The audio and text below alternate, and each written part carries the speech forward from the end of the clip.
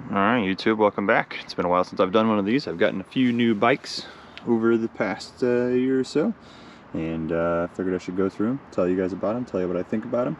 So this is another episode of my 3-minute bike check. So this is my brand new, essentially, 2022 Trek Top Fuel. I'm going to call it a 9.X.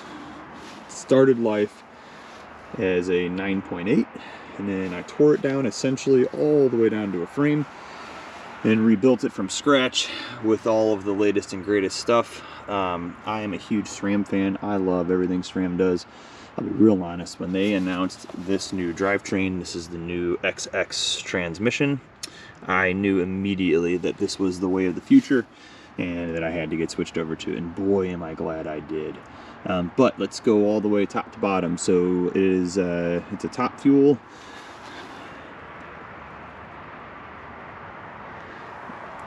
Like I said, 9.8, 9.9. This was a Project 1 build. First thing I did was actually swap out the wheels. So I've got these on Kovee Pro 30 wheels. I think this is a sub 1400 gram wheel set. My goal for this bike was to build this bike exclusively for racing cross country. So for a lot of people, this bike is still what they would consider a downcountry bike. I'm not going to use it for that. I guess I kind of am. I'm still going to ride trails with it, but this is exclusively a cross-country race bike. If you guys are from the Midwest, you're probably familiar with the BT Epic. I got bullied into racing the BT Epic this year by a couple of friends, and so I wasn't going to do it on a 34-pound enduro bike, so I had to get something new and fast. So had an opportunity to get a great deal on a Top Fuel, and kind of just started picking it apart and making it what I needed it to be. So first thing to go was the wheels. I did have carbon wheels on it. I wanted the Pros, I wanted the lightweight wheels, so I went ahead and got those. Next thing I did was sell off the fork and move myself to a Rockshox Sid Ultimate Race Day Blue.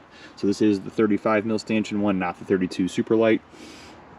I kept the stock bars, I kept the stock stem, I kept the stock brakes because these work really, really well, honestly, for what I'm doing with them.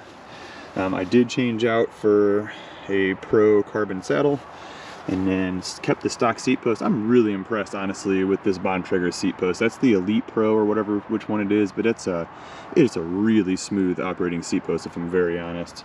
And then the next thing after that, I did swap out to an XR3 rear tire, just a little bit faster. I kept the XR4 up front. So far, I think that's my plan for race day as well. And then, of course, I added the new SRAM Axis XX transmission. It is absolutely unreal what this feels like on the trail, how fast it shifts, everything about it. I honestly like the little pod still too. Obviously I haven't ridden it too much, I haven't pulled those tabs out still, but the little discrete lever is nice. The shifter itself is super nice. I did change out for some ESI super chunkies as well.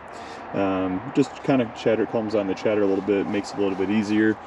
Running some XTR pedals to keep it light. This build does come in right at like 25 pounds, I think, 25.8, with the bottle cage, with pedals and everything ready to go. It is absolutely incredible. I love this bike. It is so fast on trail. Part of that, I think, is due to the rear tire. Part of that is just due to part spec and the weight. But man, it is everything I wanted a cross-country bike to be. I did not get along well with geometry of old cross-country bikes. They were too steep, too short.